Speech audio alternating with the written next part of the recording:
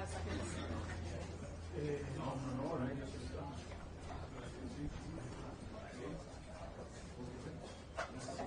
Second group.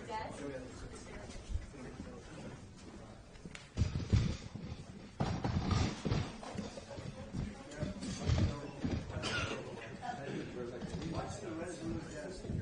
We don't want to send it out.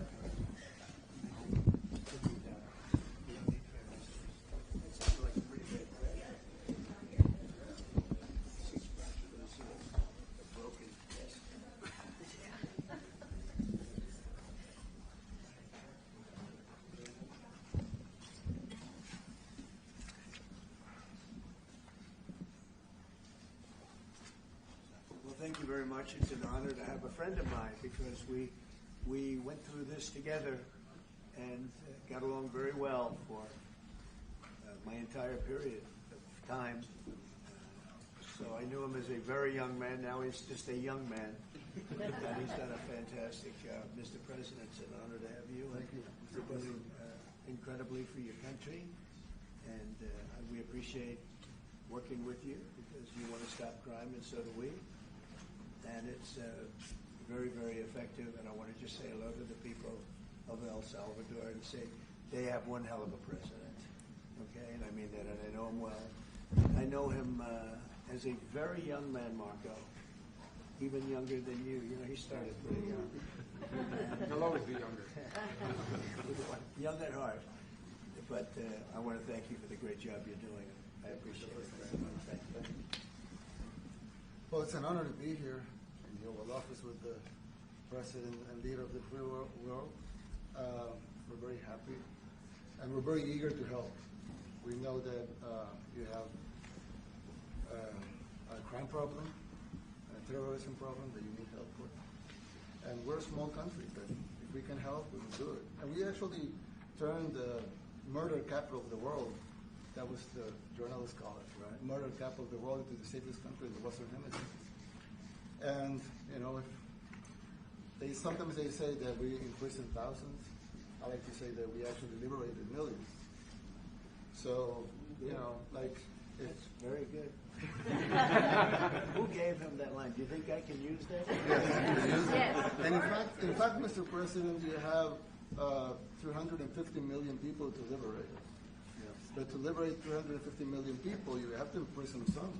You know, that's the way it works, right? You cannot just, you know, free the criminals and think crime is going to go down magically. You have to imprison them so you can liberate 350 million Americans that are asking for the end of crime and the end of terrorism. And it can be done. I mean, you're doing it already. And I'm sure that people have seen the change in the streets. A long way to go because you're just initiating your second term. But it's clear that, you know, with the numbers at the border, you know, even in Democrat-run cities, they get a help from the work you're doing. So I'm really happy to be here, honored, and eager to help. Well, we had a terrible thing happen. We had an administration that allowed people to come in freely into our country from not only South America, but from all over the world, many from the Congo in Africa, Asia, all over the world, Europe, rough parts of Europe.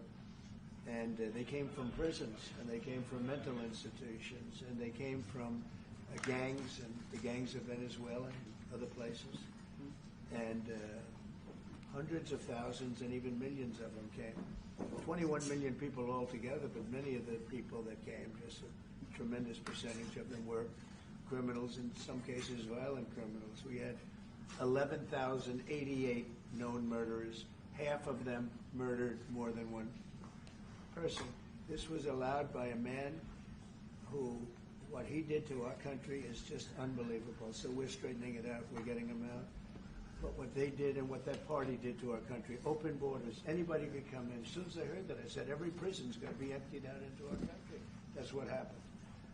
And we're straightening it out. And we just had numbers. We had the highest recruiting numbers in the history of our country going into police departments. And a year ago, we had the lowest numbers. You couldn't hire a biggest change. Yeah. Nobody's from ever the seen lowest to the highest. And the military now, Marines, the Army, Air Force, Coast Guard, every slot is I mean, we have the best numbers we've ever had. We call it recruitment numbers, and we've never had anything like it. We had records on at every single level. But very important, the policemen. The policemen are joining forces now. That we're having a hard time with policemen because we weren't protecting our police. Yeah. And we cherish our police. The police are great, and the firemen and everybody else. But we have the highest numbers that we've ever had, the most enthusiasm. Great enthusiasm on trade and other things. We're doing great. We're taking in billions and billions of dollars. We made 2 weeks ago. I gave them a little bit of a pause because you have to show a little flexibility. But we go back to what we have to do. The markets have been very strong once they got used to it. But we were losing $2 billion a day. There's no company big like this. This is the biggest deal ever made. Now we're making $3 billion a day. We're a great country, but we had stupid people running this country, and I can say it. But what they've done to us at the border should never and can never be forgotten. It's a sin, what they did, and you are helping us out, and we appreciate it. Actually, what you're doing with the border is remarkable. It has dropped, 95%? It's incredible. Okay. As of this morning, 99%, 99.1% to be exact. Why are those numbers not in the media? Well, they get out with the fake news, like CNN. CNN over here doesn't want to put them out because they don't like putting out good numbers. They only like putting out because I think they hate our country, actually. But it's a shame. You're right. Isn't that a great question? Why doesn't the media?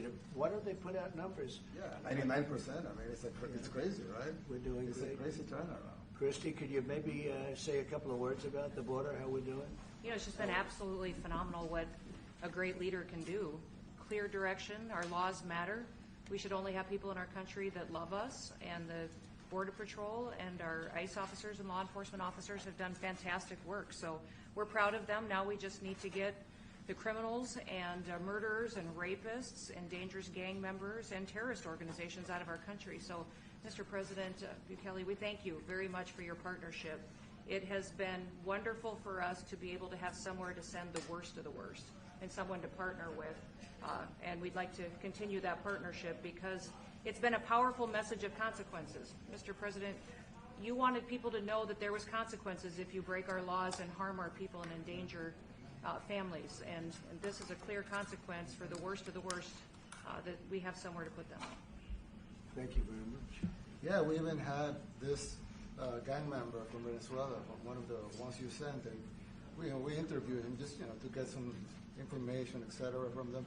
And he said, "Oh, well, I got arrested 6 times, but they released me the 6th time, so I should be released again." And then I said, "Well, what's the last thing you do?" And he said, "Well, I shot a cop in the leg, but I didn't kill him. I just shot him in the leg." And we're like, this guy was arrested 6 times here in the United States, 6 times. He was released 6 times, and in the he was released 5 times, and the last time he was sent to El Salvador, right? So he's not getting released. But the last time he shot a cop, actually, and he shot him in the leg. So these are, like you said, there's something broken. It's the liberal establishment. But they're not running things anymore in this country, and we're run by, and I don't say conservative, I don't say anything, we're run by people with great common sense. Yeah, common sense. Because it's all common sense. Yeah. It's not liberal conservative, it's common sense. Exactly. Do you allow men to play in women's sports? Do you allow men to box your women and box? Because I know you have a lot of boxing. That's violence. That's abuse of a woman. It's abuse of a woman. But we have people that fight to the death because they think men should be able to play in women's sports. And some of those sports, it wouldn't matter much, but it still matters. But some of them are very dangerous for women. Some years ago, like we said, a decade ago or so, women rights movements were pressuring so that we enacted specific laws to avoid men abusing women. And I think those laws were great because there were a lot of men abusing women. But now some of the same people are trying to backtrack on that and actually trying to make new laws allowing men to abuse women in sports. So actually, that You doesn't do make it in sense. sports. It doesn't make sense. It's crazy. You know, they have weightlifting records, right? Yeah. A woman gets up this way. She's incredible. A guy gets up and beats her by 100 pounds. What are you going to do? A record that hadn't been broken in 18 years. You know, they put on an ounce, quarter of an ounce, eighth of an ounce for 18 years. Now they have a guy come up, ping. The whole thing is crazy. But they continue to fight. And I don't like talking about it because I want to save it for just before the next election. I said to my people, don't even talk about it because they'll change. And we'll have but I watched this morning, there was a congressman fighting to the death for men to play against women in sports. And you say to yourself, why? What are they doing, right? What are they doing? But your country's not too big in that. No, of course not.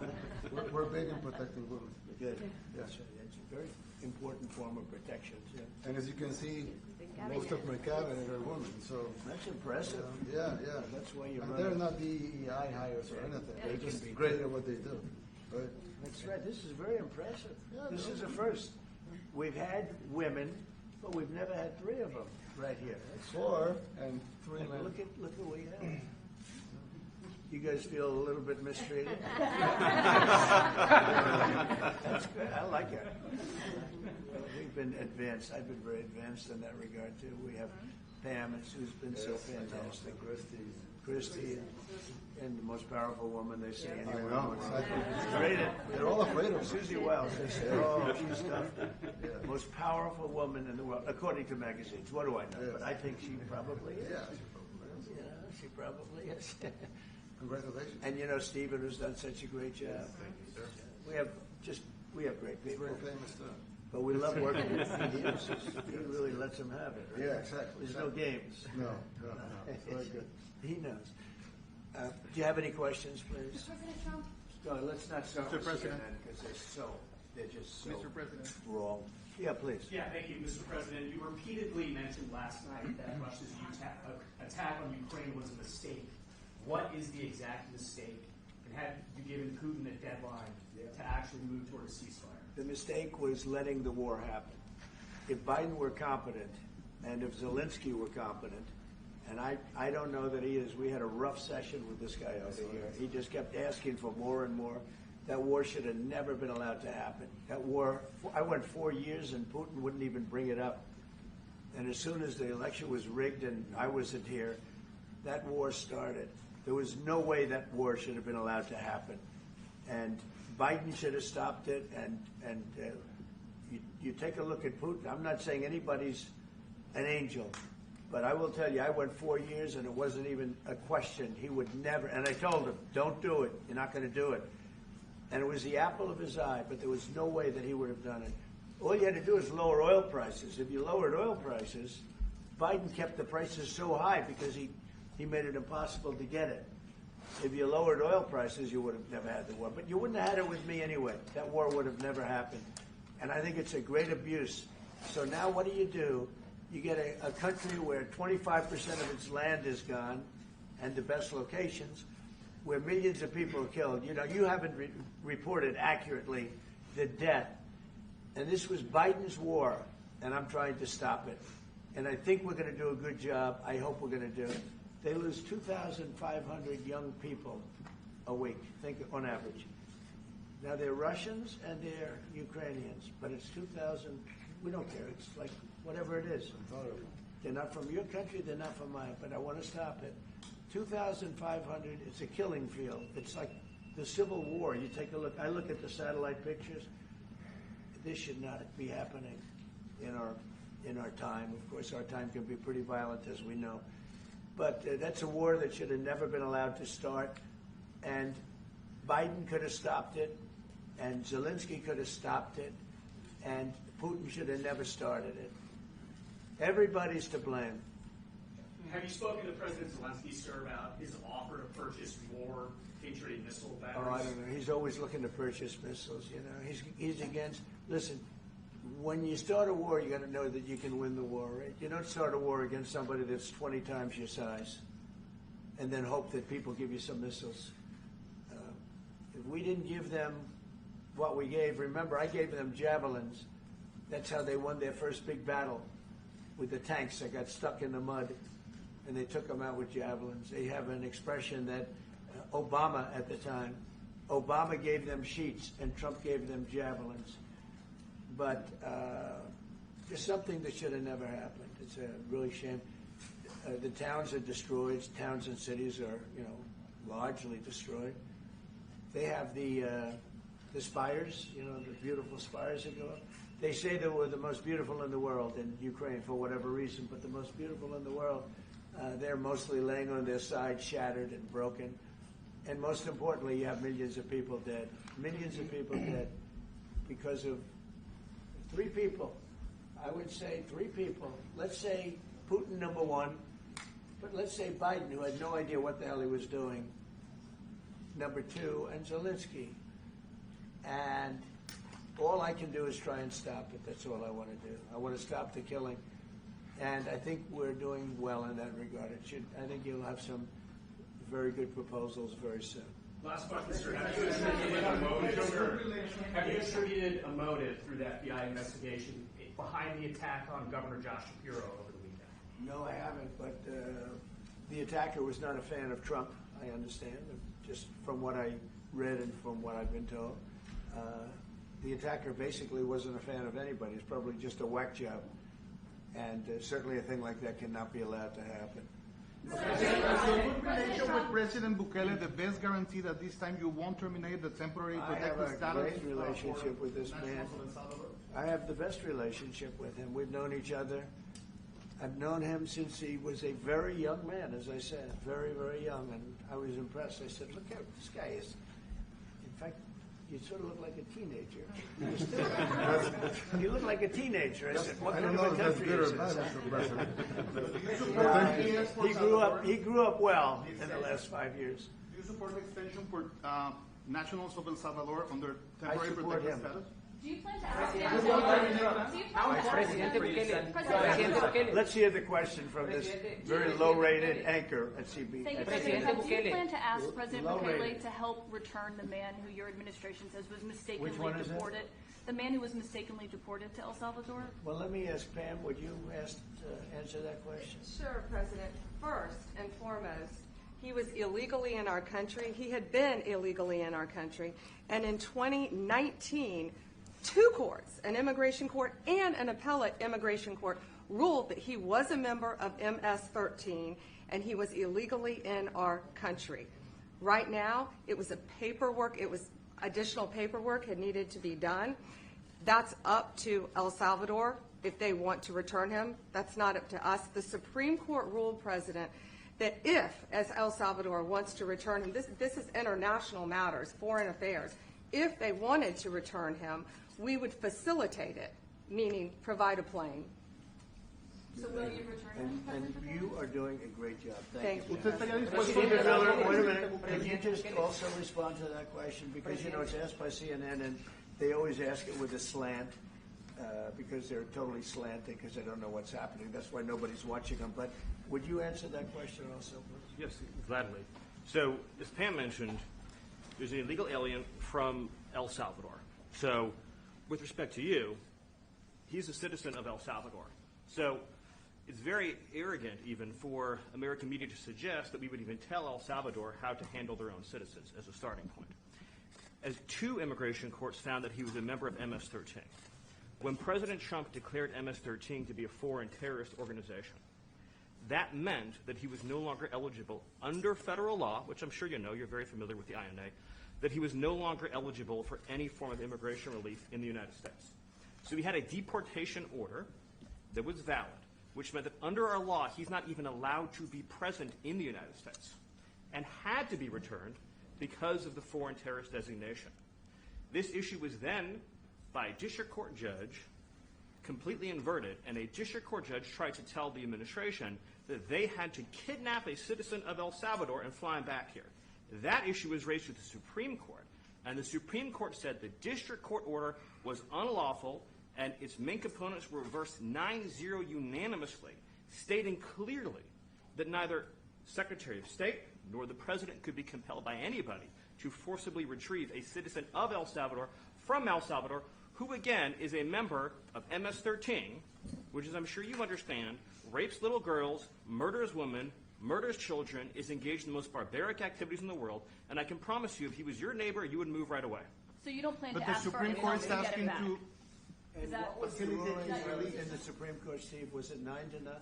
Yes, it was a 9-0 In our favor. in our favor against the district court ruling, saying that no district court has the power to compel the foreign policy function of the United States. As Pam said, the ruling solely stated that if this individual, at El Salvador's sole discretion, was sent back to our country, that we could deport him a second time. Well, No version of this legally ends up with him ever living here because he is a citizen of El Salvador. That is the president of El Salvador. Your questions about it, per the court, can only be directed to him.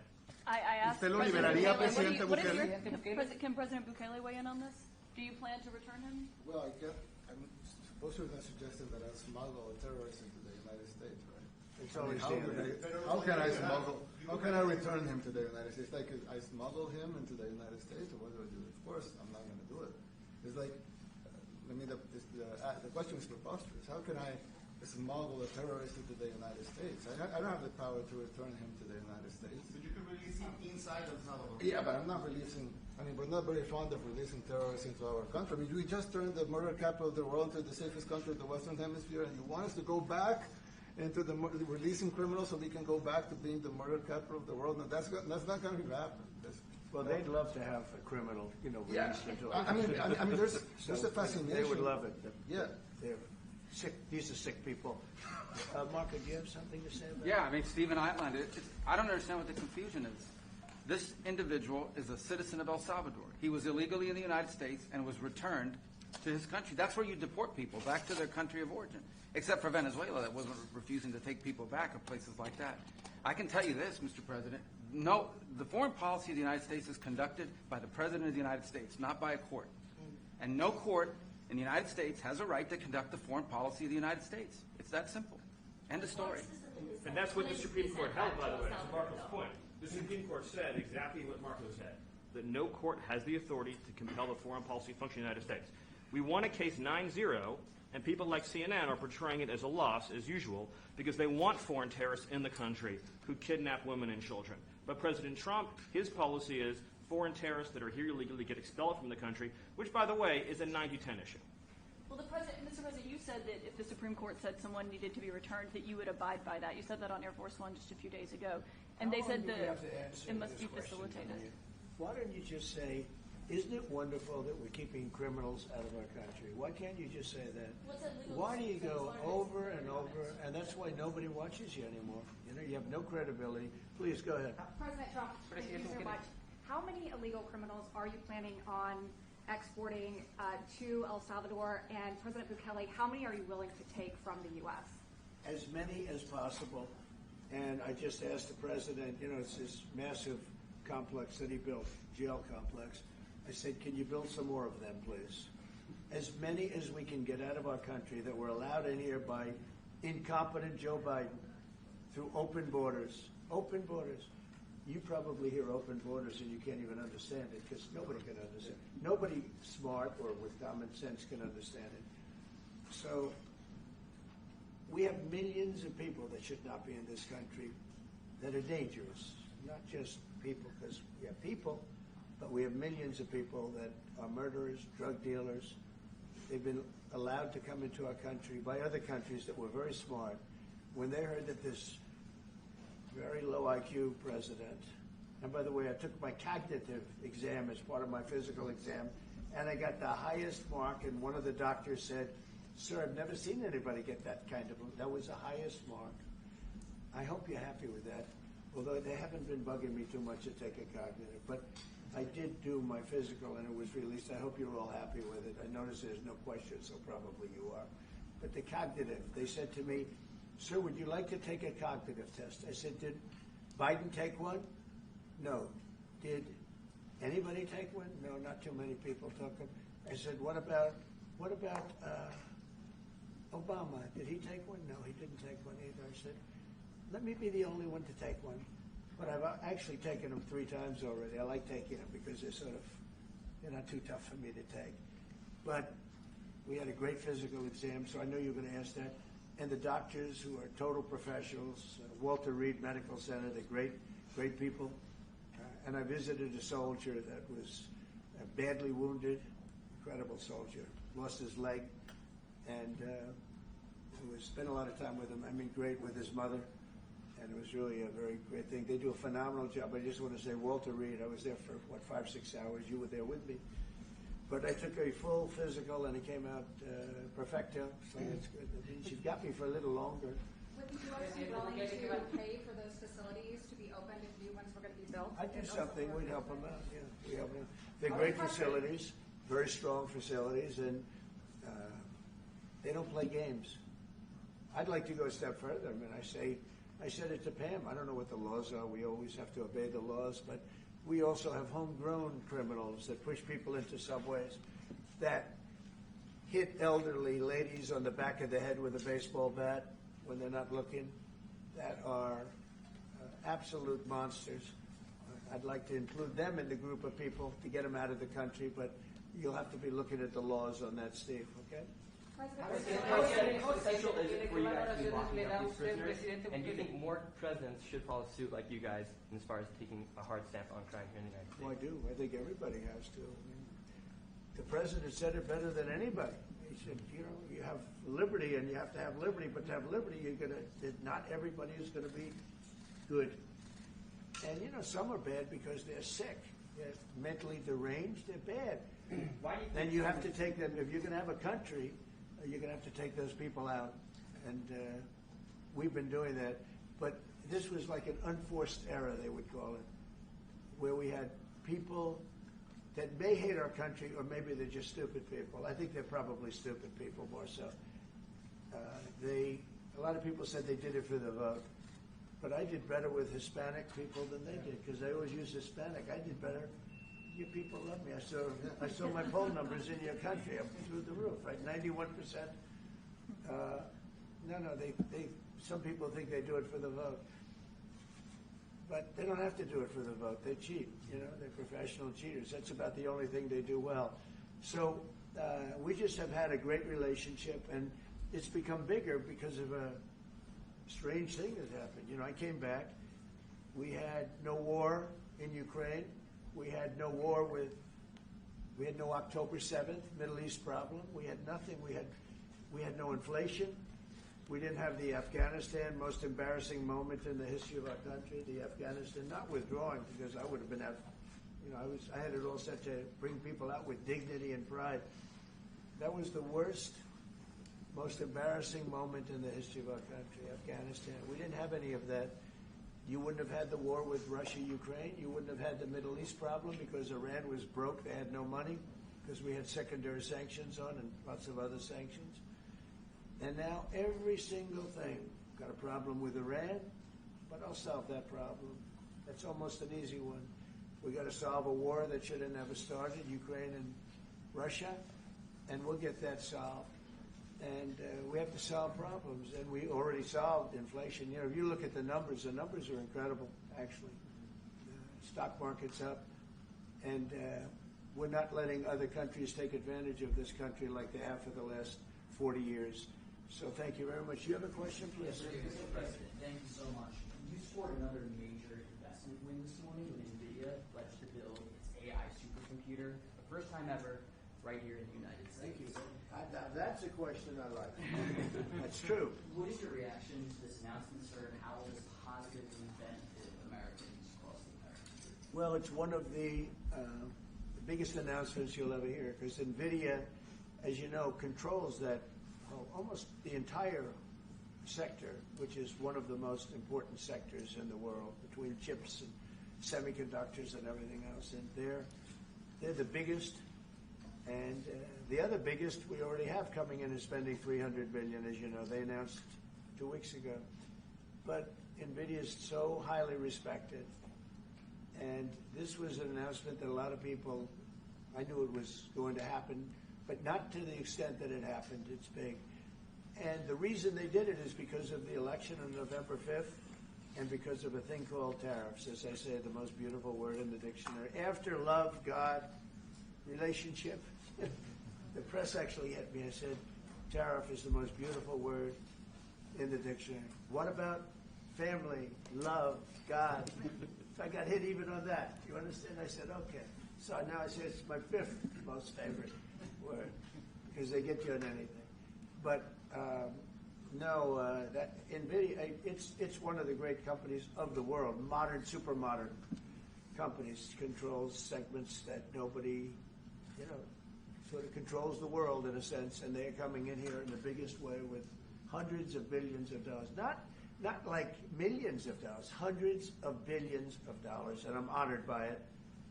And I want to thank Jensen and all of the people that we deal with. They're great people. They're brilliant people. And without tariffs, they wouldn't be doing it. Okay? Thank you very much. Yeah, Are please. you considering additional sanctions against Russia after their latest attack? And do you have an update on the rate and when you might announce Well, I semiconductor already have tariffs? sanctions on Russia. I put them there. If you remember, Nordstream 2, that's the big pipeline that goes through Europe. I stopped it. That's Russia's pipeline, the largest pipeline, I think, in the world. Goes to Germany. And I stopped it. And when Biden came in, he approved it. And then they say, oh, I'm friendly with Russia. No. Putin said, if you're my friend, I'd hate to see you when you're my enemy. I stopped the biggest economic job they ever had. I stopped at coal, right? It was dead. You know that, right? And Biden came in and he immediately approved it. What was that all about? And it's a pipeline that takes care of a lot of the needs. Now, it was a very controversial thing, but I stopped it, and Biden approved it. Question? On tariffs? No, not you. Not The South Carolina update today on potential semiconductor tariffs and potentially pharmaceuticals. What? Semiconductor tariffs and potentially pharmaceuticals. Pharmaceuticals, we're going to do. We don't make our own drugs, our own pharmaceuticals. We don't make our own drugs anymore. The drug companies are in Ireland and they're in lots of other places, China. And all I have to do is impose a tariff. The more, the faster they move in. The higher the tariff, it's very serious. It's inversely proportional. The higher the tariff, the faster they come. And we're going to be doing that. That's going to be like we have on cars. We have, as you know, a 25% tariff on cars. We have a 25% tariff on steel and aluminum.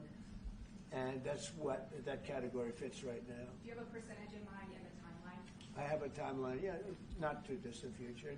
We're doing it because we want to make our own drugs. We're doing it because we want to make our own steel and aluminum, lumber, other things. And they're all coming in. We have record numbers, $7 trillion. Since I announced, a month and a half ago, since I came in, we have over $7 trillion being invested in the country. We didn't have $1 trillion. We didn't have $500 billion for some of these guys. They didn't know what the hell they were doing. So we have the largest investment that we've ever heard of, and we're only 2 months in. And that'll continue at levels that you've never seen before. It's going to happen. And even the stock market's up today. We also had, a lot of people didn't say it the way it was. We had the largest gain in the stock market in history on every single category last week. That was a nice game because we were getting a little hit because people didn't understand the power of our our country economically if you use it right. Do you have something to say on that, JD? Yes, sir. I mean, look, for 40 years we have lost manufacturing capacity. Workers have seen their wages stagnate. And some of the most critical things that we need, from the pharmaceuticals, the drugs that we give to our children, the antibiotics that we give to our kids, to the weapons that we actually need to fight a war, if God forbid we had to fight a war, we don't make enough of that stuff. And so President Trump ran explicitly on changing that. Yes, as the president mentioned, it caused a little bit of disruption in the market, but I actually think over the long term, workers are going to benefit, stocks are going to go up, American businesses are going to benefit as we reinvest and reindustrialize our country. And the auto workers and the Teamsters and all of the unions, not traditionally Republican, but I'm winning those unions by, we're up 40, 50 points on the Democrats. They're losing everything. They're losing everything because they just have policies that are not believable. They fight for policies that are 5% popular. and nobody knows who the 5% are. I mean, nobody can find the 5%. But if you go back to Ohio, and by the way, we have the great championship team from Ohio coming in today, right? Very big day. And that's going to be a little bit later. And that'll be, if you want to stick around, I'll introduce you to some. You'll see some very large people, right? You'll see some people that even you have not seen people like this. These are big. These are 6'7", 380 pounds with no fat. Okay, that's pretty good, right? But the team, the national championship team, is being honored today at the White House, so that'll be exciting. If you're around, want to stay around, I'll have you up there. You can tell them all about your prison, how you have to behave. Okay. Who else? On electronics. You said yesterday that you're making a decision on Iran very quickly. What do you mean by that? Is that a decision to strike Iran? Solve their problem very quickly. Iran wants to deal with us, but they don't know how. They really don't know how. We had a meeting with them on Saturday. We have another meeting scheduled next Saturday. I said, that's a long time. You know, that's a long time. So I think they might be tapping us along. But Iran has to get rid of the concept of a nuclear weapon. They cannot have a nuclear weapon. He can't have a nuclear weapon. Nobody can have. We can't have anybody having nuclear weapons. You know, we can't have nuclear weapons. And I think they're tapping us along because we're so used to dealing with stupid people in this country. And I had Iran perfect. You had no attacks. You would have never had October 7th in Israel, the attack by Hamas, because Iran was broke. They were stone cold broke when I was president. And I don't want to do it. I want them to be a rich, great nation. The only thing is, one thing, simple. It's really simple. They can't have a nuclear weapon. And they got to go fast because they're fairly close to having one. And they're not going to have one. And if we have to do something very harsh, we'll do it. And I'm not doing it for us. I'm doing it for the world. And these are radicalized people, and they cannot have a nuclear weapon. Does that include a potential strike on Iranian nuclear facilities? Of course it does. And just a follow-up question, a clarification. You mentioned that you're open to deporting individuals that aren't foreign aliens, but are criminals, to El Salvador. Does that include potentially U.S. citizens, fully naturalized Americans? If they're criminals and if they hit people with baseball bats over their head that happen to be 90 years old, and if they rape 87-year-old women in Coney Island, Brooklyn, yeah, that includes them. What do you think? There's a special category of person? They're as bad as anybody that comes in. We have bad ones too, and I'm all for it because we can do things with the president for less money and have great security. And we have a huge prison population. We have a huge number of prisons, and then we have the private prisons, and some are operated well, I guess, and some aren't. But he does a great job with that. We have others that we're negotiating with too. But no, if it's a homegrown criminal, I have no problem. Now, we're studying the laws right now. Pam is studying. If we can do that, that's good. And I'm talking about violent people. I'm talking about really bad people. Really bad people. Every bit as bad as the ones coming in. And I made the statement when I heard about this a long time ago now, 4 years ago. When I heard that this guy was having open borders, I said every single criminal from all over the world is going to be dumped into our country. And that's what happened. The jails of the Congo were emptied out. The jails of Venezuela were emptied out. And you know what happened? Their crime went way down. But now Venezuela has other problems. You know what the problem is? They have no money. Yeah. Because I shut off their oil, and we put secondary tariffs because they're not doing what's right over there. They know what to do. We spoke to them. I spoke to them. They know what to do. But they have no money. Venezuela has no money. But Iran had no money. And Iran behaved so beautifully. And then Biden took all those secondary tariffs on. I told China, you can't buy oil. If you buy oil from Iran, China, I told it to President Xi, then we no longer want you to do business with the United States of America. And those ships disappeared from that harbor so quickly. China. Get along great with China. Are the talks with Iran productive? Do you want to continue that? the talks with Iran, do you believe those are productive? Do you want to continue that? I think Iran could be a great country as long as it doesn't have nuclear weapons. If they have nuclear weapons, they'll never get a chance to be a great country. They will never get a chance. It won't even come close. Sir, on tariffs. Yeah. Yeah. Yesterday you mentioned short-lived product exemptions. Which specific products are you considering, and how long is short-lived? Weeks, months? I'm looking at something to help some of the car companies where they're switching to parts that were made in Canada, Mexico, and other places, and they need a little bit of time because they're going to make them here, but they need a little bit of time. So I'm talking about things like that. What about any Apple products, other cell phones? Look, I'm a very flexible person. I don't change my mind, but I'm flexible. And you have to be. You just can't have a wall and you'll only go. No, sometimes you have to go around it, under it, or above it. There'll be maybe things coming up. I speak to Tim Cook. I helped Tim Cook recently, and that whole business. I don't want to hurt anybody. But the end result is we're going to get to the position of greatness for our country.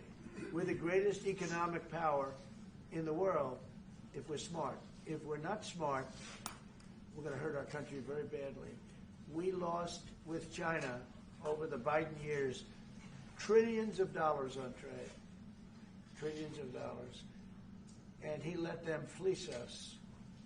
And we can't do that anymore. And you know what? I don't blame China at all. I don't blame President Xi. I like him. He likes me. I mean, who knows? Who the hell cares?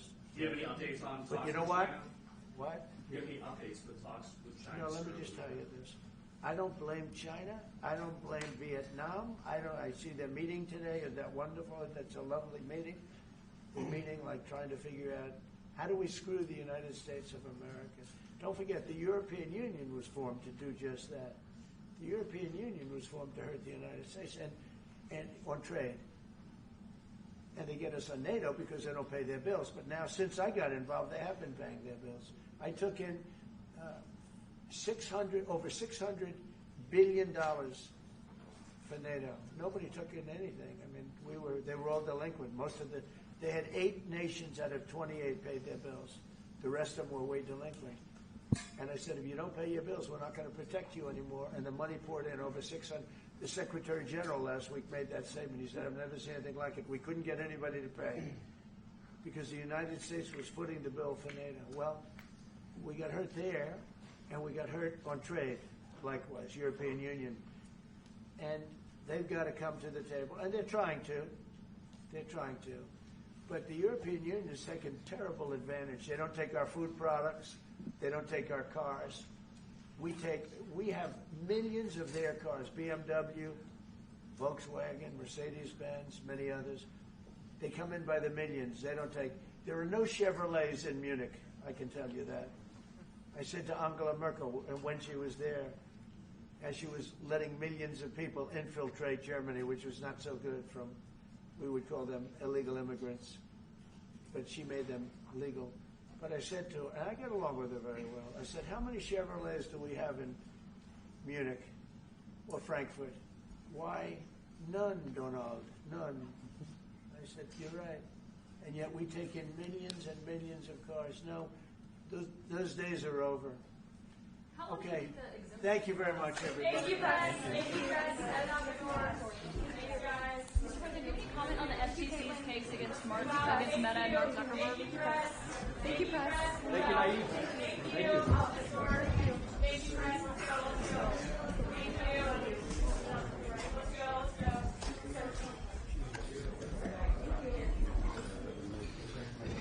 Thanks, guys.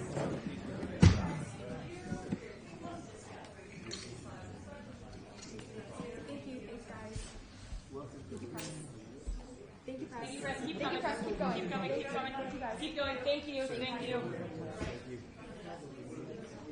Thanks, guys.